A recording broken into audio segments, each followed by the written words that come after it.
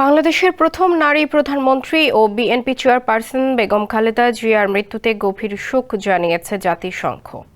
এ নিয়ে মঙ্গলবার জাতিসংঘের বাংলাদেশ অফিসিয়াল ফেসবুক পেজে এক পোস্ট দেওয়া হয়।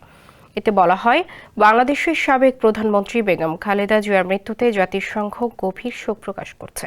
পোস্টে আরও বলা হয়েছে, এই দুঃখজনক মুহূর্তে জাতিসংঘ সাবেক প্রধানমন্ত্রীর পরিবার এবং প্রিয়জনদের প্রতি গভীর সমবেদনা প্রকাশ করছে। একই সঙ্গে বাংলাদেশের সরকার ও জনগণের সঙ্গে তার সংহতি পুনর্ব্যক্ত করছে।